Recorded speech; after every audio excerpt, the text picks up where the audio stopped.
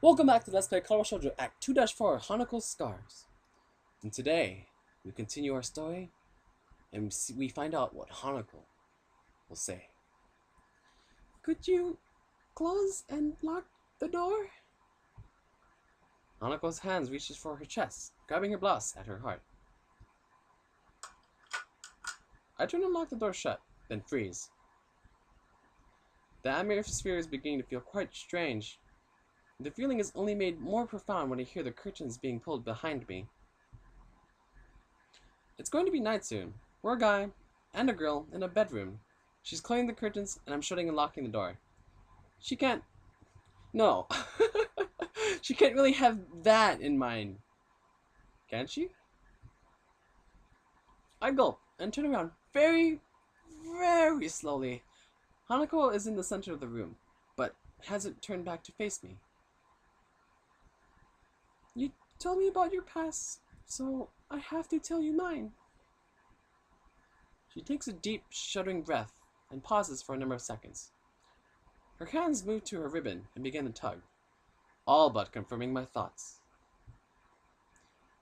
Hanako, please don't say anything. I obediently stay hushed as she slips off her ribbon and continues to unbutton her blouse before working the clip on her bra. The process is slow. Perhaps it just feels slow because of what she's doing. I'm not sure.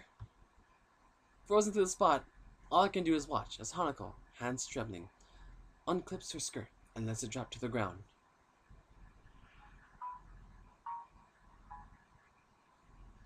Finally, she takes her blouse off in her hands and draws it off, her bra falling from the shoulders, and so, Hanako stands in the middle of the room, all but bare, save for her stockings and underwear.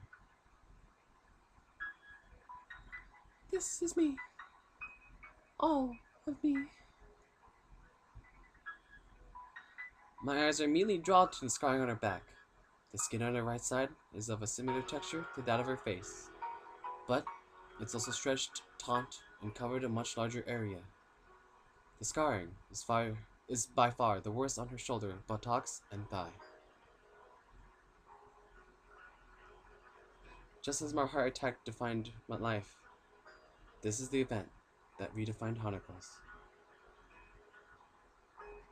If I had seen this when I first met her, I had been shocked, not only by the sight, but also at the idea that something like this was survivable. But after having had time to get used to the idea, and after seeing the scars on her face, hands, and collar, my reaction is more measured. My reaction right now is not due to her scarring, but to her body. The fire happened when I was 8 years old. It was night, and we were sleeping when it started. Hanako's voice trembles, the shaking of her blouse giving away the fact that her hands are just doing the same. I curled up into a ball, and the fire swept over me.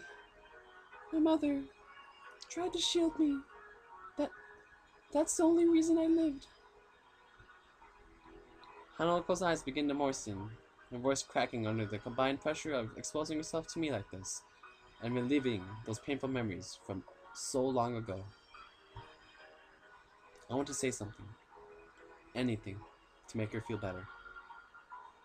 I can't, though. I feel completely useless when faced with a situation like this. She's forcing herself to be so close to me, yet it's at times like this that I feel most distant to her. I'm sorry for making you see this. There's no point in denying the obvious. I thought I would say now, and what Hanako wants me to say now is the truth. What I genuinely, honestly believe. It doesn't matter. You're a wonderful person, Hanako. Your body doesn't change that.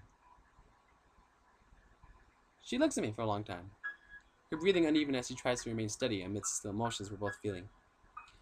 It feels like she's looking at me when she's looking through me. I slowly walk over towards her and gently place my hands on her shoulder, as she lets go of her blouse. She gasps a little, not in fright, but in simple startlement. Being so close to her causes his mind to become a jumble of feelings. The scarring on her shoulder, plain to see and leather-like to the touch, conflicts strangely with her otherwise soft skin and silky dark hair. Hanako is a girl, with all that entails. She's taller than anyone usual for a woman, but still has curves in all the right places. The nape of her neck, just visible thanks to her hair slung over her shoulder, is alluring. I know I'm not pretty like Lily. I just wanted you to see me, the real me. I've already seen the real you, though. You didn't need to take off your clothes for that.